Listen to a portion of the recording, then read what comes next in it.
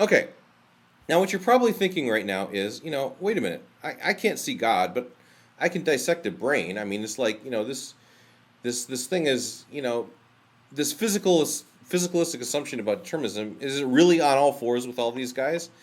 And of course you're going to prefer the top one of these, Gary, right? Because this coheres with your assumptions about induction, how induction works. This coheres with your worldview, right?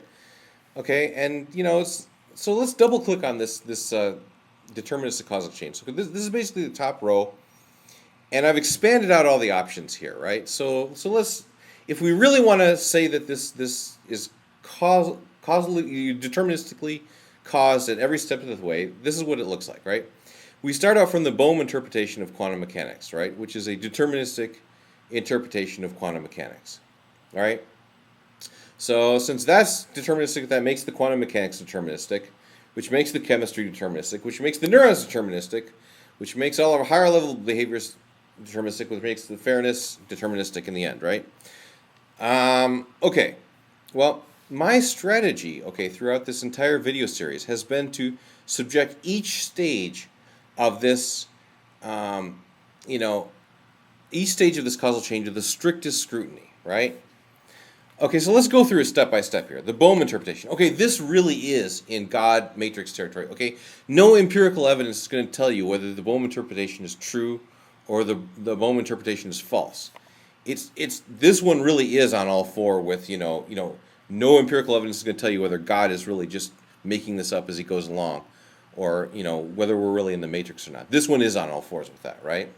Okay, so let's shift our thing to quantum mechanics, right? Okay, the working hypothesis of most physicists today is that quantum mechanics is not deterministic, right? I mean, whether it really is or not, I mean, it's possible to treat it. I mean, it's a live option that quantum physics is not deterministic, right?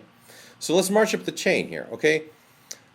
Chemistry. So you take a whole bunch of these quantum particles and put them together. Sometimes they do yield a very deterministic system, right? Things like the ideal gas law, thermodynamics, all this kind of stuff holds with very high probability. But it's still, not all cases are deterministic. Some chemical reactions, you have to really take these non-deterministic quantum mechanics into account. For example, the chips that we're designing, we're very soon going to be really facing this in a big way because the transistors and things are just becoming too small. Okay, let's move on to the next level, the neurons. Okay, this was a crucial step for me.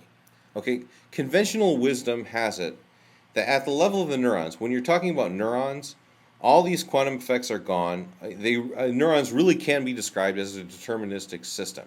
A chaotic system, to be sure, but nevertheless a deterministic system. Okay, I had to show that it was biologically plausible for neurons to be deterministic. Hence, those two videos with all the hairy math. Okay, this was a crucial step for me. Okay, but I think I made a good case that it's biologically plausible that a neuron actually could be non-deterministic. Genuine non-determinism. Not just chaos. Real, genuine, the real deal. Okay. For higher level behaviors, okay, this was where the traveling salesman came in, this best in the West game, which I was challenged to do. This is where it came in, right? Okay, I showed that, sometimes random non-deterministic behavior is necessary to win certain games and to get a competitive advantage over your opponent. You really do need random behavior, okay? Side note here, some have observed that I was using pseudo-random number generators, okay?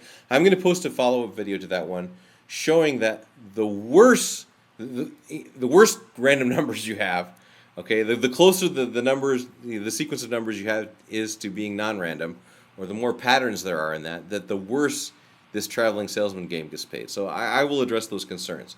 But nevertheless, okay, this addresses your point of, you can't really want what you don't want. How can you possibly do that?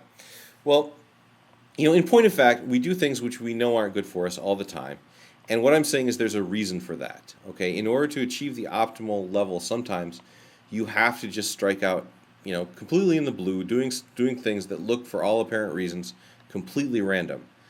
I'll refer you to those videos for more. Okay, and the fairness one I get for free because the intentional language of agency, the intentional stance here, it is non-deterministic. It doesn't. I mean, the kids don't want any particular physical arrangement of these atoms, right? This is the blue circle is where it's at, right? So my point is I've systematically attacked the presupposition of determinism at every link of this causal chain, okay, which is epistemically transparent, right? I can't do anything about the Bohm interpretation. But every other single one of them, okay, I've tried to make the case to the best of my ability that non-determinism in this system is a live option. It's something that should be taken seriously, okay? Now, so let's go back to all these causal chains, right?